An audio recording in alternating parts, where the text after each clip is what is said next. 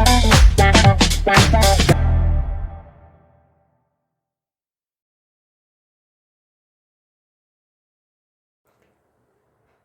Students, motion chapter 8 part 6।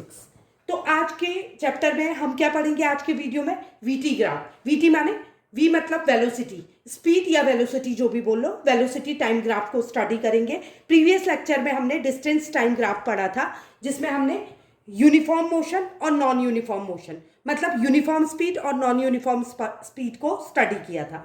तो अब इसमें हम वेलोसिटी टाइम ग्राफ में पढ़ेंगे। तो पढ़ने से पहले मैं आपको सिंपल एग्जांपल देना चाहती हूँ।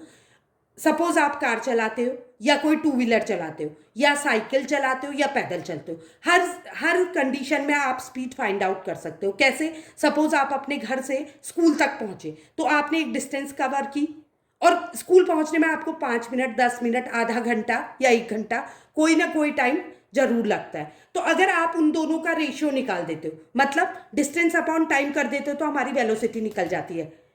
ठीक है, हमारी स्पीड निकल जाती है। तो अब आपको स्पीड तो पता लग गई, तो स्पीड के टाइप्स समझने की कोशिश करो। कितनी तरह से आप स्कूल जा सकते हो। सिंपल एग्जांपल लेते हैं फिर से, बिल्कुल बेसिक एग्जांपल से अगर आप फिजिक्स समझने की कोशिश करेंगे तो आपके लिए स्टडी बहुत ईजी हो जाएगी। अब आप सोचिए कि आप पैदल जा रहे हो, आप घर से निकले, ये घर है आपका, आप घर से निकले, आप स्कूल पहुंचे। ठीक है, तो इसमें तीन कंडीशन हो सकती है। क्या क्या कंडीशन हो सकती है? पहली चीज, आप जिस स्पीड से स्टार्ट करें, जिस स्पीड से चले, उसी स्पीड से कहां पहुंचे? अपने डेस्टिनेशन में पहुंच गए। तो इसका मतलब क्या? आपका मोशन कैसा था? इसमें कोई एक्सेलरेशन नहीं होगा। एक्सेलरेशन जो कि गाड़ी का एक्सेलरेटर आपने सबने सुना है, एक्सेलरेटर दबाते हो क्या करने के लिए? स्पीड तेज करने को। जब आपने स्पीड बढ़ाई नहीं पैरों की अपनी, तो आपको एक्सेलरेशन तो शो ही नहीं होगा। आप पैर से चलते हुए जा रहे हो, आपने ना तो दौड़ते हुए गए, ना ही तेज स्पीड से गए। जिस स्पीड से आपने घर से चलना शुरू किया, उसी स्पीड से स्कूल पहुंचे। तो ये क्या हो जाएगा? यूनिफॉर्म मोशन शो करेगा। क्यों शो करेगा यूनिफॉर्म मोशन? क्योंकि आप एक ही स्पीड से अपनी पोजीशन को चेंज कर रहे हो। पोजीशन का चेंज होना कहलाता है मोशन, और मोशन में अगर एक्सेलरेशन नहीं है तो उसको यूनिफॉर्म मोशन कहेंगे। तो अब इससे हम इस एग्जांपल को समझते हैं, वीटी ग्राफ को। तो यहाँ वीटी ग्राफ है, जिसमें आपको दिख रहा है कि वेलोसिटी कितनी है ऑब्जेक्ट की, किसी ऑब्जेक्ट की। जब वो 0 से चला, उस समय उसकी स्पीड उसने स्टार्ट की 30 किलोमीटर पर आवर। सपोज आप सोच लो, आप अपनी कार से जा रहे हो, आपने 30 किलोमीटर पर आवर से अपनी जर्नी स्टार्ट की, और हर 1 घंटे में आपने स्टडी किया, आपका वेलोसिटी सेम रहा। तो इसका मतलब क्या? कोई एक्सेलरेशन नहीं हुआ, मतलब आपकी स्पीड में कोई उतार चढ़ाव नहीं आया। क्योंकि आपको पता है एक्सेलरेशन माने चढ़ता हुआ ग्राफ और रिटार्डेशन माने माइनस एक्सेलरेशन, गिरा हुआ ग्राफ। तो आपको यहां कोई ना तो चढ़ रहा है ना गिर रहा है, तो इसका मतलब आपका स्ट्रेट लाइन ग्राफ बनेगा। किसके पैरेलल होगा? एक्स एक्सिस के, टाइम जोन के, क्योंकि टाइम तो अपनी स्पीड से ही चलता है। टाइम की स्पीड को हम कभी भी रोक नहीं सकते या तेज नहीं कर सकते। तो इसलिए ये पैरेलल टू एक्स एक्सिस चलता है, और इसको यूनिफॉर्म मोशन का ग्राफ कहते हैं। अब दूसरी कंडीशन लेते हैं। हम स्कूल जाने के लिए निकले, पहले हमारी स्पीड कम थी, हमने देखा अरे स्कूल की बेल बजने वाली है या असेंबली शुरू होने वाली है, तो हमने दौड़ना शुरू कर दिया। तो दौड़ेंगे तो हमारा क्या होगा? स्पीड अप हो जाएगा, तेज हो जाएगी स्पीड, है ना। हम तेजी से चढ़ेंगे या दौड़ेंगे, तो ऐसे ग्राफ को, ऐसा ग्राफ क्या होगा? एक्सेलरेशन शो करेगा।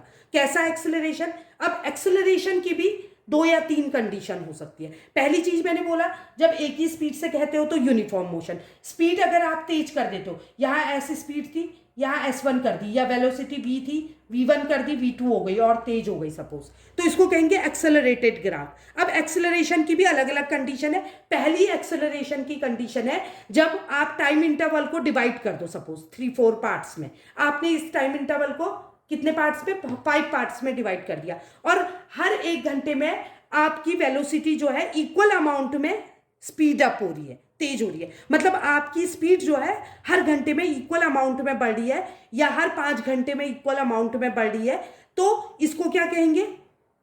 ये हो तो रहा है एक्सेलरेशन, बट ये कैसा एक्सेलरेशन हो रहा है? यूनिफॉर्म एक्सेलरेशन, क्योंकि इक्वल इंटरवल में इक्वल अमाउंट में स्पीड अप हो रही है गाड़ी, इसलिए इसको यूनिफॉर्म एक्सेलरेशन का ग्राफ कहेंगे। और ये भी स्ट्रेट लाइन ग्राफ होता है, बट ये एक्स और वाई एक्सिस के पैरेलल नहीं होता है। अब थर्ड कंडीशन है जब आपकी स्पीड डाउन हो जाती है। सपोज आप चल रहे हो, आपने देखा अभी तो बहुत टाइम है, आप कहीं रुक गए अपने फ्रेंड के, आपने अपनी घर से चलना स्टार्ट किया, थोड़ी दूर गए, उसके बाद आप रुक गए, आपने सोचा अभी तो बहुत टाइम है, गप मारने लगे, आपने स्पीड स्लो कर दी, तो ऐसे में क्या होगा, ग्राफ आपका नीचे गिरने लगेगा, मतलब इसको नेगेटिव एक्सेलरेशन कहते हैं या रिटार्डेशन कह सकते हैं। तो ये कैसा मोशन कहलाएगा, ये यूनिफॉर्म मोशन तो नहीं है, ये यूनिफॉर्म एक्सेलरेशन भी नहीं है, तो इसको कहेंगे हम नॉन यूनिफॉर्म एक्सेलरेशन, क्योंकि ये भी नेगेटिव एक्सेलरेशन होता है, इसलिए इसको नॉन यूनिफॉर्म एक्सेलरेशन कहते हैं।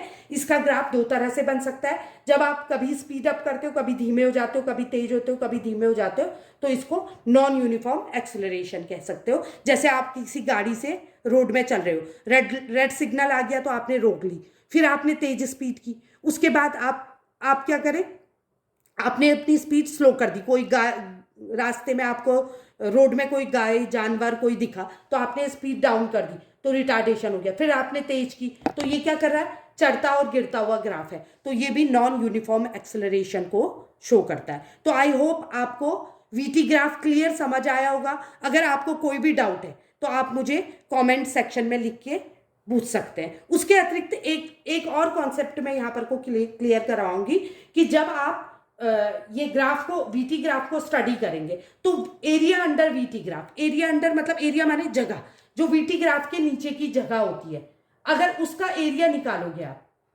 एरिया आप मैथ्स में पढ़ते हो, एरिया निकालना, ट्रायंगल का एरिया क्या होता है, हाफ बेस इनटू हाइट। ऐसे किसी रेक्टेंगल या स्क्वायर का एरिया क्या होता है, रेक्टेंगल का लेंथ इनटू ब्रेड्थ और स्क्वायर का साइड इनटू साइड। तो अगर आप वीटी ग्राफ में एरिया अंडर ग्राफ निकालते हो तो उससे क्या निकलता है, आपका डिस्प्लेसमेंट निकल जाता है।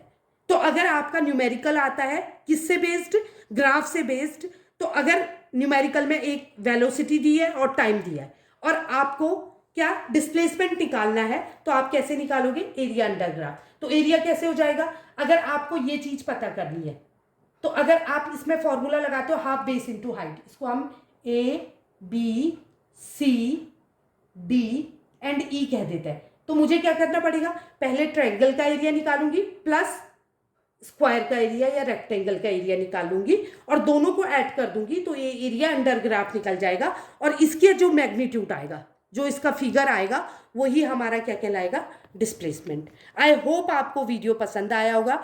अगर वीडियो पसंद आया तो लाइक, सब्सक्राइब एंड शेयर करिए। Thank you.